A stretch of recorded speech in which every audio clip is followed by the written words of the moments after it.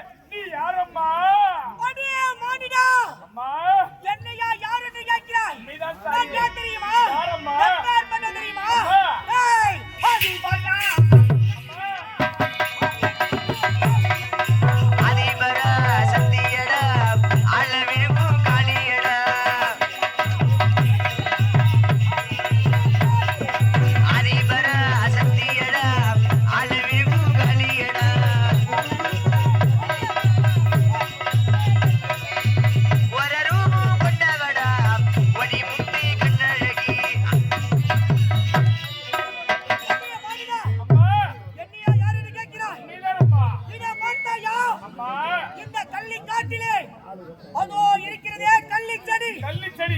அந்த கள்ளி செடி வேறிலே நானோ கற்சிலியாக நீண்ட நாட்களாக படுத்து உறங்கிக் கொண்டு இருந்தீர்கள். ஆனால் நான் இருக்கும் கள்ளி செடிக்கு யாரோ தீ வைத்து எரித்து விட்டார்கள். அவரைதான் தேடிக்கொண்டு வருகிறேன். அப்படி தீ வைத்த காரணத்தினால் என் தேகமெல்லாம் எரிகிறது. எல்லாம் எரிகிறது. என்னை யாரு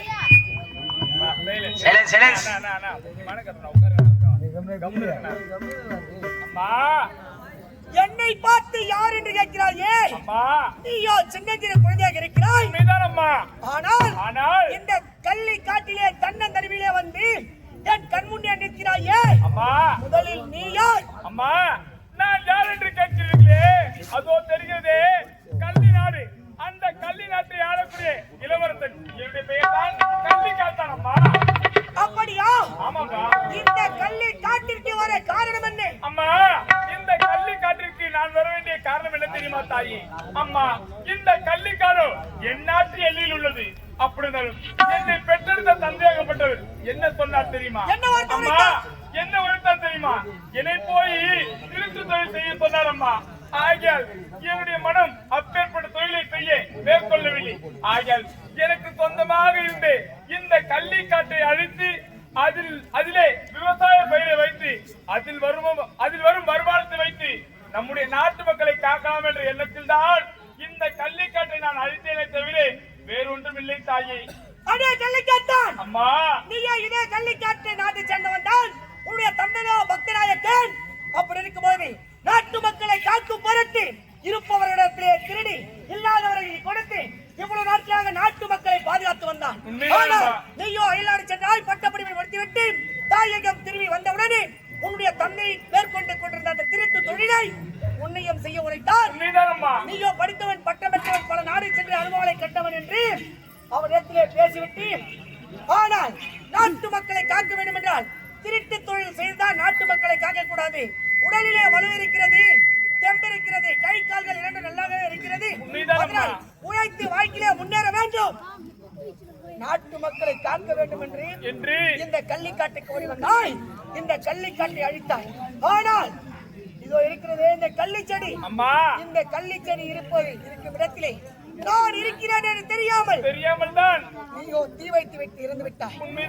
அப்படி என்றால் நாட்டு மக்களை காக்கும் பொருட்டுதான் இந்த கள்ளிக்காட்டை நீ அழித்தாய். உண்மைதான் தாயே. அவ்வளவுதானே? ஆமாம்மா. வேறு எந்த எண்ணமும் கிடையாது. வேறு எந்த ஒரு எண்ணமும் கிடையாது தாயே எனக்கு. அப்படி என்றால் நாட்டு மக்களை காக்க வேண்டும் என்பதற்காக இந்த கள்ளிக்காட்டிலேயே காட்டை அழித்து ஏர் உழுது விவசாயம் செய்து நடவு நட்டு அதில் வரக்கூடிய தானியங்களை வைத்து நாட்டு மக்களை காக்க வேண்டும் என்ற ஒரு எண்ணம். உண்மைதான் தாயே. சரி, எப்பொழுது நாட்டு மக்களை காப்பதற்காக நல்ல எண்ணத்தோடு இந்த கள்ளிக்காட்டுக்கு வந்தாயோ, இனிமேல் கொண்டு நானே உன்னை பாதுகாக்கப் போகிறேன். ஆனால் என்ன தாயே? இந்த கள்ளிக்காட்டிலே நீ விவசாயம் செய்ய வேண்டும் என்றால் இதுவோ நான் இருக்கக்கூடிய இடம். அப்படி நீ இந்த கள்ளிக்காட்டை விவசாயம் செய்ய வேண்டும் என்றால் முதலிலே நான் எதையில் உரைத்தாலும் அதை செய்து முடிக்கிறேன் என்று என்னுடைய கரத்திலே சத்தியம் செய்தால் இந்த கள்ளிக்காட்டை உனக்கு சொந்தமாக்கும். அம்மா என்னமா சொல்றீங்க? நீங்கள் சொல்வதை செய்ய வேண்டும் என்று உன்னுடைய கரத்திலே என்னை சத்தியம் செய்ய சொல்கிறீர்களா? அம்மா நீ எதை செய்ய சொன்னாலும் தடையில்லாமல் செய்கிறேன், அதுவே சத்தியம். அம்மா இருந்தாலும் நீ எப்போது என்னுடைய வார்த்தையை தட்டி கேட்காமல் எதை உரைத்தாலும் செய்து முடிக்கிறேன் என்று சத்தியத்தை செய்தாயோ, இப்போது உரைக்கிறேன். அம்மா அதை அனைத்துமே நீ செய்து முடிக்க வேண்டும். சொல்லுங்கள் அம்மா. என்ன தெரியுமா? என்ன தாயி? இவ்வளவு நாட்களாக இந்த கள்ளிக்காட்டிலே நானோ கற்சிலியாக இருந்தேன். உண்மைதான் அம்மா. உன்னுடைய கரத்தால் தீ வைத்து எரித்த காரணத்தினால் கற்சிலியாக இருந்த நான் இப்போது அவ்வாறு உருவத்தோடு வந்திருக்கிறேன். உண்மைதான் தாயே. ஆனால் இந்த கள்ளிக்காடு உனக்கு சொந்தமாக வேண்டும் என்றால் இந்த கள்ளிக்காட்டிலே நீ என்ன செய்ய தெரியுமா? என்ன தாயே? எனக்காக புதிய ஆலயத்தை ஏற்பாடு சொல்றீங்க. இந்த கள்ளிக்காட்டிலே உனக்காக நான் புதியதாக ஒரு ஆலயத்தை உருவாக்க வேண்டுமா? அம்மா அப்பேற்பட்ட ஆலயத்தை நான் உருவாக்குகிறேன் தாயே. புதியதோர் ஆலயத்தை ஏற்பாடு செய்ய வேண்டும். அதிலே கற்சிலியாக மன்னராக என்னை அமர வைக்க வேண்டும். அம்மா. அது மட்டும் கிடையாது, அம்மா. எனக்கு மகா கும்பாபிஷேகம் செய்ய வேண்டும். இங்கு பாருங்கள் தாயே, நீங்கள் கேட்ட பிரகாரம் அனைத்து செயல்களும் சிறப்பாக செய்து முடிக்கிறேன் அம்மா. அது மட்டும் கிடையாது, அம்மா. மகா கும்பாபிஷேகம் செய்த பிறகு பிறகு 48 நாட்கள் முடிவடைந்த நிலையில் அன்றாடம் எனக்கு உணவு பொருட்களை படைக்க வேண்டும். படைக்க வேண்டும். எப்படி தெரியுமா? எப்படி தாயே? முதலாவது குன்று போல் கொழுக்கட்டை. குன்று போல் கொழுக்கட்டை முதலாவது படைக்க வேண்டும். அப்படி ஆகட்டும். இரண்டாவது மலை போல் மாவிளக்கு. அம்மா, நீங்கள் சொன்ன இரண்டாவது மலை போல் மாவிளக்கும் ஏற்றுகிறேன் அம்மா. அது மட்டும் தெரியாது அம்மா. மூன்றாவதாக என்னம்மா? பணமரம் உயரம் போல் கிடாய் உதிரைகள். மூன்றாவதாக கேட்டு அந்த பணமரம் உயரம் போல இருக்கக்கூடிய ஆட்டுக்கடா உதிரத்தை நான் உனக்கு அளிக்கிறேன் அம்மா. அது மட்டும் தெரியாது அம்மா. நான்காவது கொப்பரை நிறைய கூழ் வேண்டும். நான்காவதாக கேட்டு கொப்பரை நிறைய கூழ் உனக்கு நான் தருகிறேன் தாயே. அது மட்டும் தெரியாது அம்மா.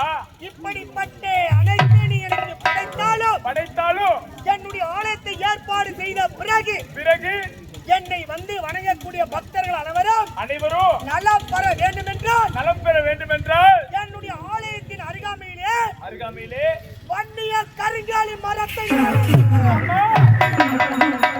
என்னமா சொல்றீங்க? உன்னுடைய ஆலயம் முன்பதாக வன்னிய கருங்காலி மரத்தை நான் நட வேண்டுமா? அம்மா, அப்பேற்பட்ட வன்னிய கருங்காலி மரம் எங்கே உள்ளது தாயே?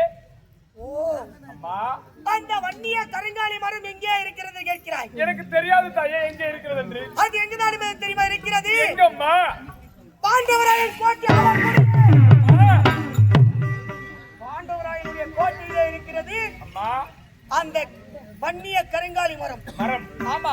அம்மா, அங்கு சென்றால் அதை சுலபமாக கொண்டு வந்து விடலாம். அம்மா, இங்கு பாருங்கள் தாயே, நீங்கள் கேட்டு வன்னிய கருங்காலி மரமோ வானவராயன் கோட்டை ஆளக்கூடிய மன்னரிடத்திலே இருக்கிறது என்று உரைத்தாயே. அப்பேற்பட்ட கோட்டைக்கு செல்வதற்கு எனக்கு வழி தெரியாதம்மா. மகனே கள்ளிக்காத்தான், அம்மா, நான் உரைத்தவுடனே அந்த கோட்டைக்கு செல்வதற்கு வழி தெரியவில்லை என்று உரைக்கிறாயே. ஆமாம் தாயே. அந்த வாண்டவராயனாகப்பட்டவன் எப்படிப்பட்டவன் தெரியுமா? எப்படிப்பட்டவன் தாயே? 7 கோட்டைகளுக்கு அதிபதியாக இருக்கக்கூடியவன். என்ன? 7 கோட்டைக்கு அதிபதியா? அப்படி என்றால் அந்த 7 கோட்டைகள் என்ன தாயே? 7 கோட்டைக்கு அதிபதியாக இருந்தாலும் அவன் எப்படிப்பட்டவன் தெரியுமா? எப்படி தாயே? மாயாஜாலக்காரன். என்ன மாயாஜாலக்காரனா? மந்திரக்காரன். கூடு விட்டு கூடும் பாயும் திறனுடையவன். அப்படியா? பல மாய வித்தைகளை கற்றவன்.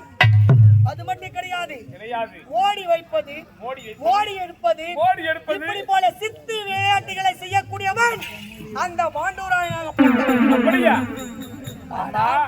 நீயோ சென்று அந்த வன்னிய கருங்காலி மரத்தை கொண்டு வருகிறேன் என்று உரைக்கிறாய். உண்மைதான் அம்மா. சரி, எனக்காக அதையும் செய்ய முடிந்து விட்டாய். உண்மைதான் தாயே. அம்மா, இப்போதே போயிட்டு வா.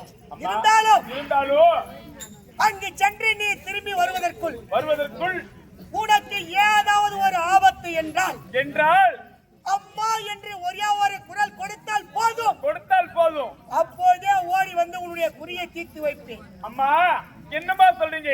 நான் செல்கின்ற வேளையில் ஏதாவது எனக்கு ஆபத்து வந்தால் அந்த நேரத்தில் உன்னை ஒரே ஒரு முறை அம்மா என்று அழைத்தால் என்னுடைய குறையை நீக்குகிறாயா? அம்மா, நீ சொன்ன பிரகாரம் சிறப்பாக செய்து முடிக்கிறேன். நான் சென்று வரேன். அம்மா, ஆலயத்தை சிறப்பான முறையில் ஏற்பாடு செய்ய வேண்டும். அப்படியா? அதற்கு ஒரே ஒரு நாள் மட்டும்தான் அவகாசம். அம்மா, என்ன செய்வையோ ஏது செய்வையோ தெரியாது. அம்மா, ஆலயத்தை ஒரே நாளில் கட்டி முடித்து மகா கும்பாபிஷேகம் செய்ய வேண்டும். அம்மா, அதனால் ஆகையால் கவனத்தை மேற்கொண்டு சென்று வா. ஆண்டவராயன் கோட்டை வெற்றி.